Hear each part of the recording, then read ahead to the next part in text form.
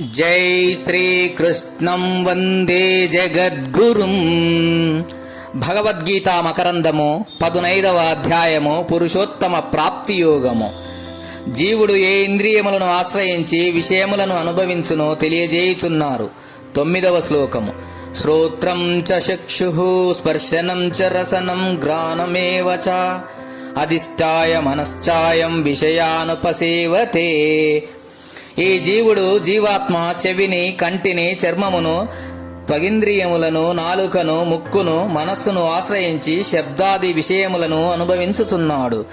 అధిష్టాయ మనశ్చాయం, మనస్సును, ఇంద్రియములను ఆశ్రయించి అని చెప్పుట వలన జీవుడు జీవాత్మ వాస్తవముగా మనస్సు కంటెను ఇంద్రియముల కంటెను వేరుగానున్నాడనియు, ఇంద్రియ మనంబులు ఉపాధి రూపములే అనియు, అజ్ఞానవశమున ఆ ఉపాధిని ఆశ్రయించి అతడు సుఖదుఖములను అనుభవించుచున్నాడనియు స్పష్టమగుచున్నది. కాబట్టి మనోవికారములు గాని ఇంద్రియ వికారములు గాని ఆత్మకు చెందవు. తనకంటే వేరైన ఇంద్రియ మనంబులను ఉపాధి రూపమైన తొడుగును ధరించి ఆత్మ జీవుడు విషయాదులను సుఖదుఖాదులను అనుభవించుచున్నాడు. కావున వాస్తవముగా ఉపాధితో కాని ఉపాధి జనిత వికారములతో గాని ఆ ఆత్మకు ఎలాంటి సంబంధమున్నూ లేదు.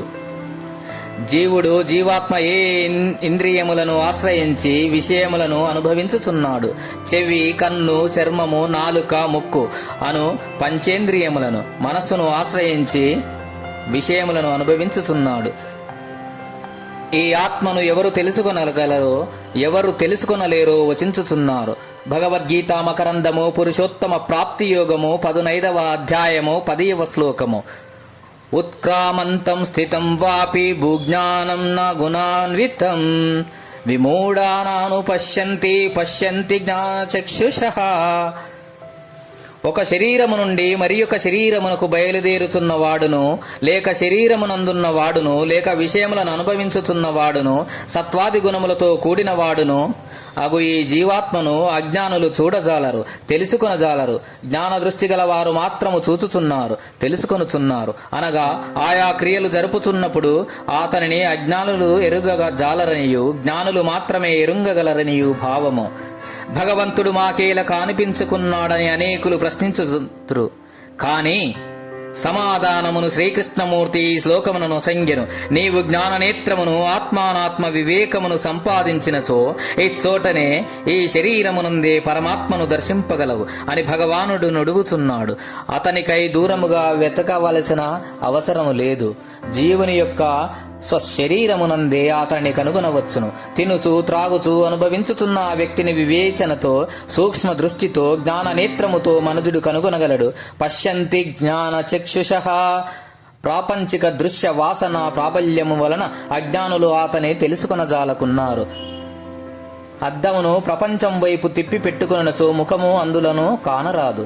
తన వైపు తిప్పుకొనచో మాత్రమే కానవచ్చును. అట్లే మనస్సును బహిర్ముఖముగా, చపలముగా, వాసనాయుక్తముగా కావించినచో ఆత్మ వస్తువు అందు కానరాదు. అంతర్ముఖముగా, నిశ్చలముగా, వాసనారహితముగా నర్చిన మాత్రమే కానవచ్చును. నిశ్చల మనస్సు ఆత్మానాత్మ వివేకము గల వానికే ఆత్మదర్శనము లేక భగవద్దర్శనము అగుపించును. కావున ఇచ్చట భగవద్దర్శనమనగా భగవద్ అనుభూతి అని అర్థము. ఉత్క్రామంతహం అని చెప్పుటచే ఆత్మ జీవరూపమున ఈ శరీరమునందే తినుచు త్రాగుచు మరి యొక్క శరీరమును పొందుతున్నదని తెలియజున్నది. కావున ముముక్షువులు భగవద్దర్శనమునకై దూరమునకు పోనక్కరలేదు.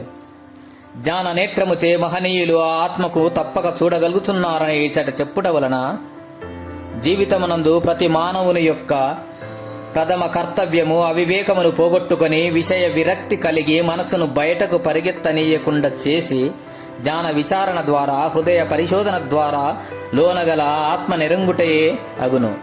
పశ్యంతి జ్ఞాన చక్షుషః అని అసందిగ్ధముగా చెప్పివేయబడినందువలన జ్ఞాననేత్రమును సంపాదించుటయే తరువాయి.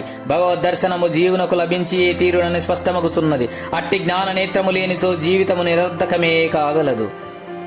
ప్రశ్న: ఆత్మను ఎవరు చూడగలరు, ఎవరు చూడలేరు? ఉత్తరము: జ్ఞాననేత్రము గలవాడు చూడగలరు, అది లేనివారు అనగా అజ్ఞానులు చూడలేరు. జ్ఞాననేత్రము ఆత్మానాత్మ వివేకము. భగవద్గీతా మకరందము. జై శ్రీకృష్ణం వందే జగద్గురుం. గీతాచార్యులు